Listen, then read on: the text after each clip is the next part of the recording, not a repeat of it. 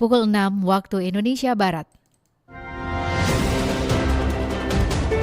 Radio Republik Indonesia Palembang dengan Warta Berita.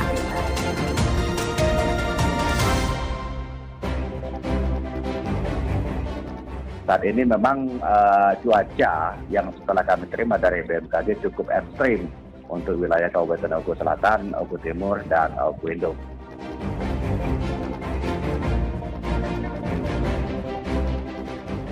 Kegiatan ini merupakan tindak lanjut dari cek kesehatan gratis, yang mana cek kesehatan gratis itu hadirnya pemerintah untuk mendeteksi dini segala penyakit.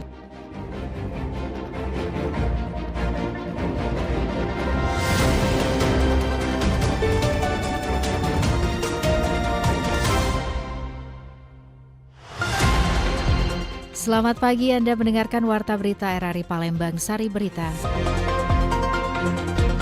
BPBD Oku Selatan ingatkan warga waspadai potensi banjir dan longsor. Dinas Kesehatan Sumsel bagikan 1.000 kacamata gratis untuk pelajar, dukung mata sehat dan belajar nyaman. Inilah Warta Berita selengkapnya edisi Kamis 18 Desember 2025 bersama saya Esi Armisi.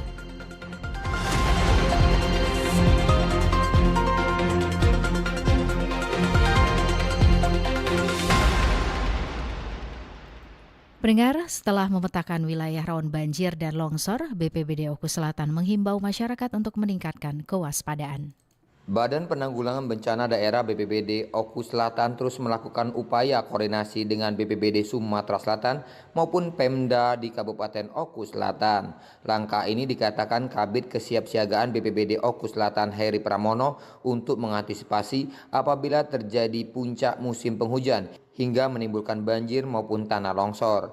Menurut Heri, sejauh ini wilayah Oku Selatan merupakan salah satu wilayah kabupaten kota di Sumatera Selatan yang sangat berpotensi kuat terjadinya longsor maupun banjir, di mana aliran sungai hingga perbukitan yang dapat menimbulkan kejadian tersebut. Sehingga dengan demikian, BPBD Oku Selatan menghimbau kepada seluruh masyarakat khususnya yang tinggal di bantaran sungai untuk mewaspadai terjadinya banjir hingga longsor tersebut. Langkah yang kami persiapkan pada saat ini apabila hal tersebut yang terjadi kayak di Batu Raja, kami akan melakukan koordinasi dengan multi sektor. Dalam hari ini ada Kapolsek, ada Kasramil, ada kecamatan untuk mengantisipasi hal-hal yang tidak kita inginkan. Kemudian kami selalu melakukan sosialisasi himbauan kepada masyarakat yang berada di pinggiran bantaran kali maupun yang ada di lereng-lereng yang saat ini memang cuaca yang setelah kami terima dari BMKG cukup ekstrim untuk wilayah Kabupaten Oku Selatan, Oku Timur, dan Oku Induk. Heri Pramono juga menghimbau kepada masyarakat khususnya di Kabupaten Oku Selatan untuk mewaspadai apabila terjadi hujan dengan intensitas tinggi yang terjadi saat sore hingga malam hari yang sangat berpotensi terjadinya longsor maupun banjir. Karena di saat malam hari, sebagian besar penduduk sedang beristirahat atau tidur. Dari Palembang, Sumatera Selatan, Aditya melaporkan. Sementara itu, pendengar, pemerintah Provinsi Sumatera Selatan menetapkan status siaga bencana hidrometeorologi mulai 4 Desember 2025 hingga Maret 2026.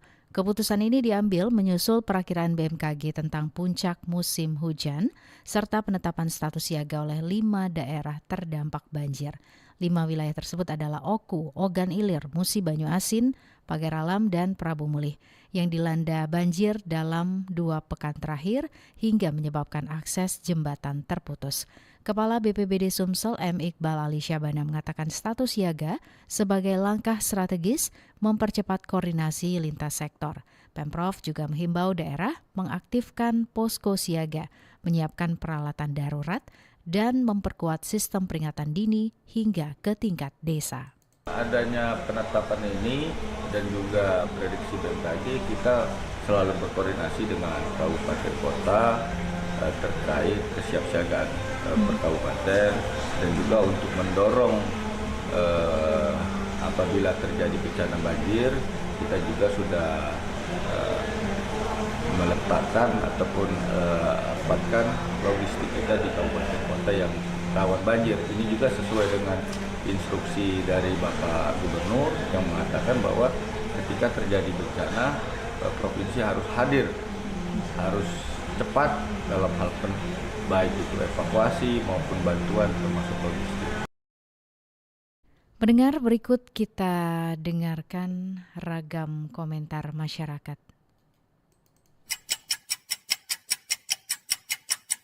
Saya Mary Febrianti dari KM 5. Di sini saya sangat memahami bahwa Sumsel saat ini sedang memasuki musim penghujan dan kita tentunya harus waspada terhadap bencana seperti banjir dan longsor.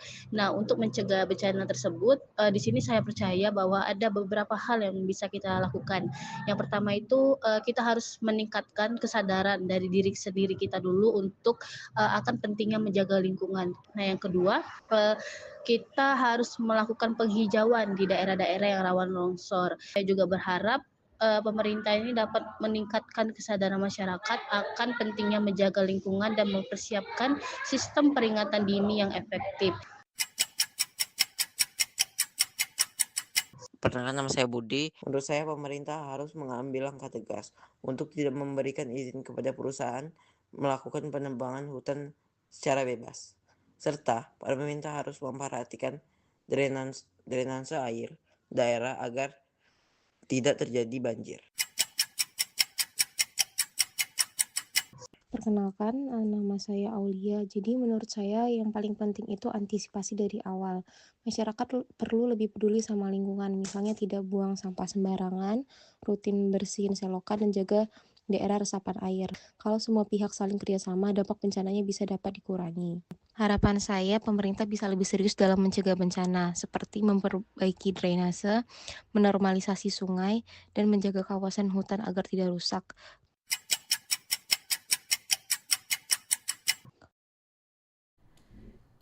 Ya, pendengar, untuk mengetahui upaya yang telah disiapkan serta koordinasi lintas sektor yang dilakukan, berikut kita dengarkan wawancara Nova Ariana bersama Kabid Kedaruratan BPBD Oku Selatan Heri Purnomo. Baik, Pak Heri Purnomo, Kepala Bidang Kedaruratan dan Logistik BPBD Oku Selatan. Pak, kita ketahui juga daerah Oku Selatan ini juga rawan terjadi bencana di musim hujan seperti ini, apalagi menjelang cuaca ekstrim. Nah, apa kesiapan dari BPBD Oku Selatan sendiri, Pak Heri? Silakan. Untuk saat ini kami dari Badan Penanggulangan Bencana Daerah Kabupaten Oku Selatan sudah menyiapkan beberapa personil, di antaranya ada tim TNT Kabupaten, kemudian menyiapkan posko-posko dalam hal ini mencegah untuk hal-hal yang tidak diinginkan. Sekadar informasi bahwasanya di Kabupaten Oku Selatan saat ini sudah mengalami beberapa hari ini hujan cukup lebat dan juga telah terjadi beberapa kali pohon tumbang. Dan juga kami informasikan untuk masyarakat Oku Selatan khususnya, kami sudah menyediakan salah satu media Facebook. Di situ kami berbagi segala kegiatan ataupun mitigasi kebencanaan untuk mengantisipasi perubahan cuaca yang saat ini mulai terjadi. Kalau potensi bencana seperti angin kencang itu sudah dipetakan belum, Pak, dari BPBD Oku Selatan sendiri? Berpotensi angin kencang ini dari beberapa tahun yang lewat itu di Kecamatan Simpang Martapura, kemudian di Kecamatan Buai Tanangaji, Kecamatan Buai Runjung, dan Kecamatan Gesam Tinggi. Pak, kita sudah melakukan sosialisasi, Pak, terkait kebencanaan ini kepada masyarakat, dan seperti apa, Pak, harapan dan respon dari masyarakat itu sendiri? Ya, alhamdulillah kalau untuk masyarakat yang kami datangi, baik yang itu di Bantaran Gali kan, terutama kita banyak di Bantaran Gali, mereka cukup merespon dan bahkan mereka selalu waspada. Dan di sini kami juga kepada masyarakat menghimbau, selain dari Puting Beliung, untuk yang ada di sepanjangan Bantaran Kali, yaitu Sungai Saka Selabung, untuk selalu berhati-hati. Alhamdulillah kalau respon dari masyarakat cukup baik dan mereka selalu siap untuk mengantisipasi apabila terjadi hal-hal yang tidak diinginkan.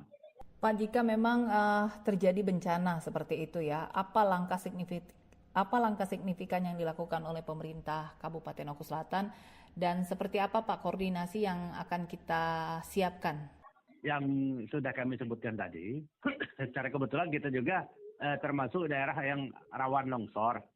Rawan longsor ini tidak jauh dari Kecamatan Buasanangaji, kemudian Kecamatan Muarunjung, Kecamatan Buai Pematang Ribu Ranau Tengah, kemudian Warku Ranau Selatan, dan Kecamatan Getam Tinggi. Jadi kami sebagai... Pak, mungkin terakhir Pak, apa himbauan kepada masyarakat Pak terkait kebencanaan di wilayah Kabupaten Oku Selatan?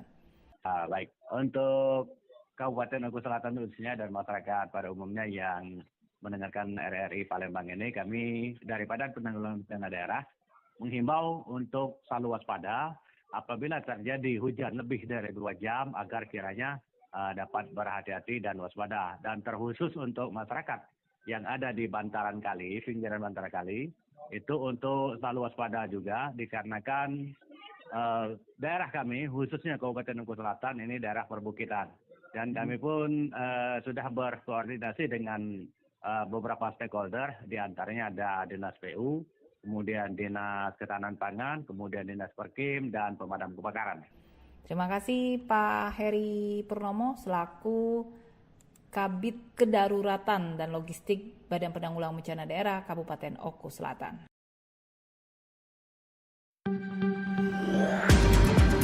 Anda masih bersama Warta Berita RRI Palembang.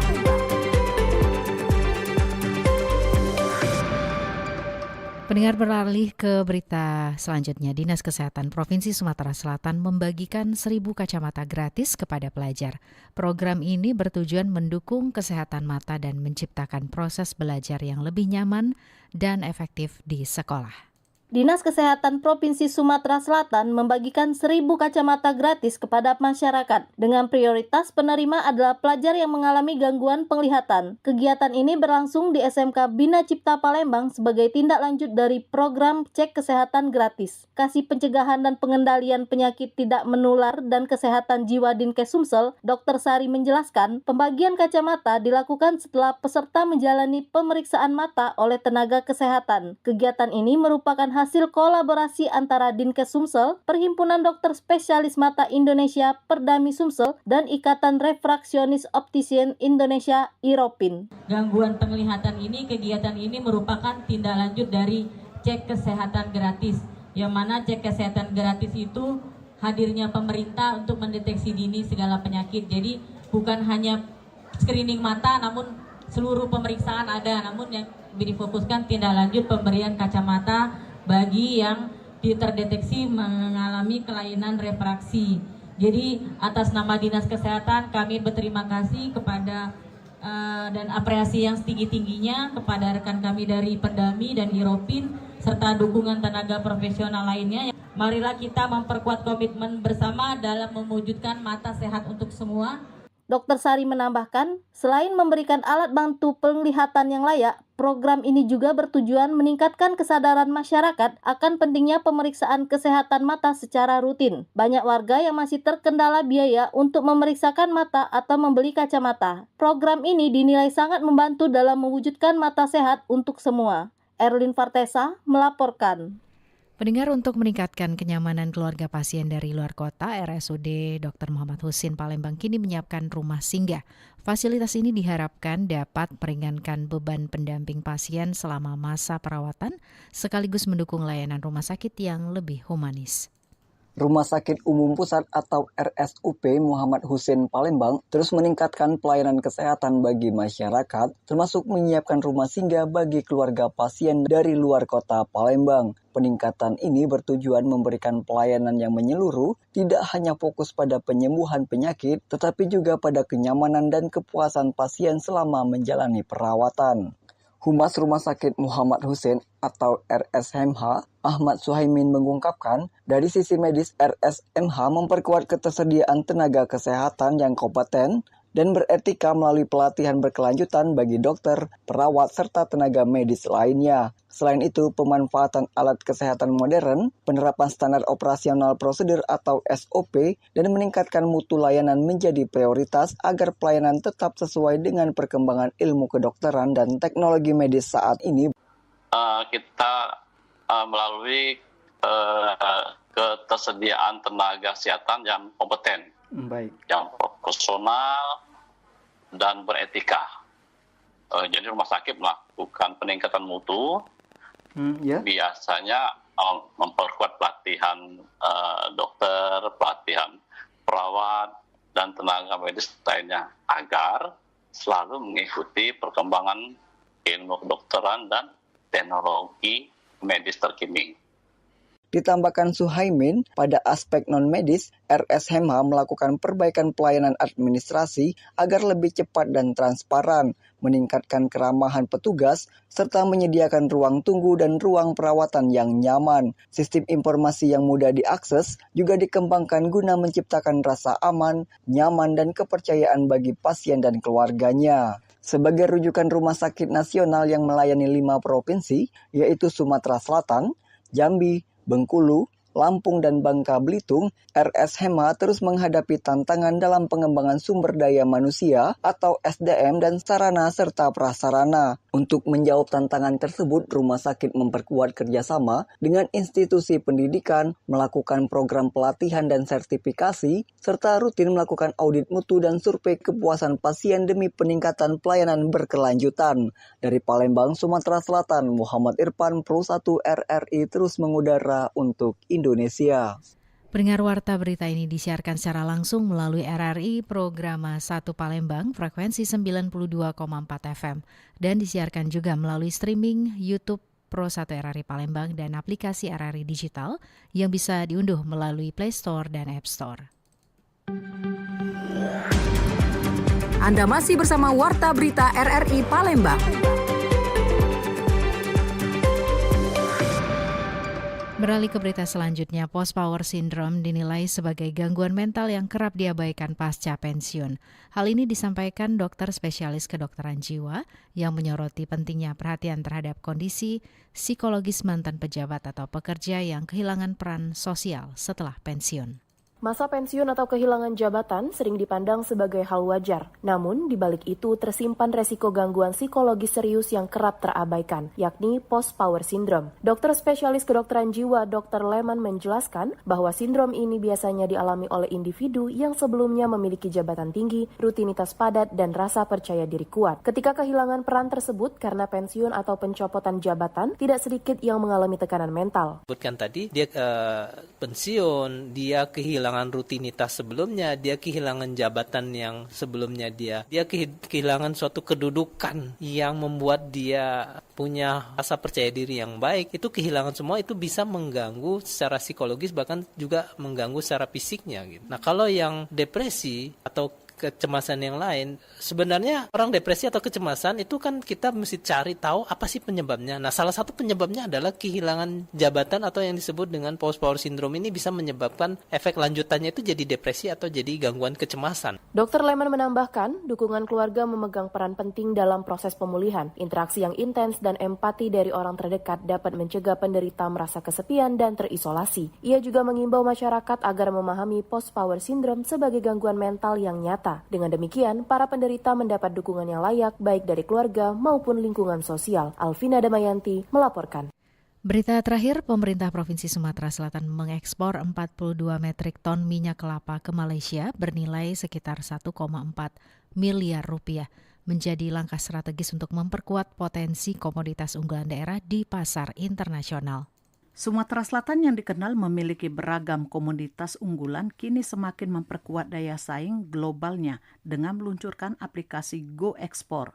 Aplikasi ini merupakan upaya pemerintah Provinsi Sumatera Selatan untuk meningkatkan transparansi dan tata kelola ekspor daerah melalui digitalisasi ketelusuran produk. Dalam hal tersebut, pemerintah Provinsi Sumatera Selatan bekerja sama dengan Badan Karantina Indonesia untuk memastikan seluruh komoditas yang diekspor tercatat dengan akurat dan terintegrasi. Peluncuran aplikasi Go Ekspor tersebut ditandai dengan kerjasama antara karantina hewan, ikan, dan tumbuhan Sumatera Selatan dengan pemerintah Provinsi Sumatera Selatan. Aplikasi ini berfungsi untuk memantau asal-usul komunitas secara lebih teliti, memastikan bahwa produk yang diekspor berasal dari Sumatera Selatan dan bukan dari provinsi lain. Kepala Badan Karantina Indonesia, Sahat M. Panggabean mengatakan, aplikasi ini sangat penting untuk pembenahan data ekspor yang selama ini masih memiliki kekurangan dalam ketelusuran asal produk. Data karantina ini menunjukkan bahwa barang-barang dari Sumatera Selatan ini banyak tercatat di Lampungnya gitu ya. Ini kan kurang pas gitu ya. Mungkin secara nasional oke, tapi kalau kita bicara pengembangan potensi daerah kan agak susah. Nah, sistem ini akan terlihat ketertelusuran. Jadi akan tahu nanti sumbernya asalnya dari daerah mana.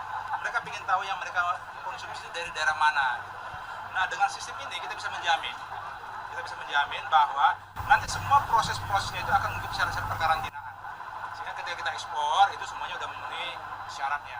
Sementara itu, Gubernur Sumatera Selatan Herman Deru menilai Go Ekspor lebih dari sekedar platform digital, di mana aplikasi ini adalah instrumen strategis untuk mendorong ekspor daerah dengan mengintegrasikan data asal komunitas, kualitas, hingga keterlusuran produk. Semangat para eksportir, para pengusaha dari HIPMI, Kadin, dan semua eksportir ini dapat lebih merasa sense of belonging terhadap Sumatera Selatan ini. Jelas kita berharap dengan terdatanya komoditas ini dari gerbang Sumatera Selatan, meskipun dia diekspor melalui pelabuhan di luar provinsi Sumatera Selatan, tapi datanya terintegrasi di Sumatera Selatan, maka akan berdampak terhadap pendapatan daerah juga dari hasil. Menurut Herman Deru, dengan adanya aplikasi ini diharapkan bisa memberikan kejelasan dan nilai tambah bagi ekspor komoditas Sumatera Selatan di pasar internasional. Dalam momentum peluncuran aplikasi Go Ekspor, pemerintah Provinsi Sumatera Selatan juga melakukan pelepasan ekspor minyak kelapa ke Malaysia sebanyak 42 metrik ton dengan nilai sekitar 1,4 miliar rupiah. Kedepan Sumatera Selatan ditargetkan menjadi pusat informasi komoditas sekaligus menjadi ruang temu bagi eksportir dan investor. Hal ini diharapkan dapat lebih memperkuat posisi Sumatera Selatan sebagai salah satu provinsi dengan daya saing global yang semakin meningkat. Lamsihar Silitonga melaporkan.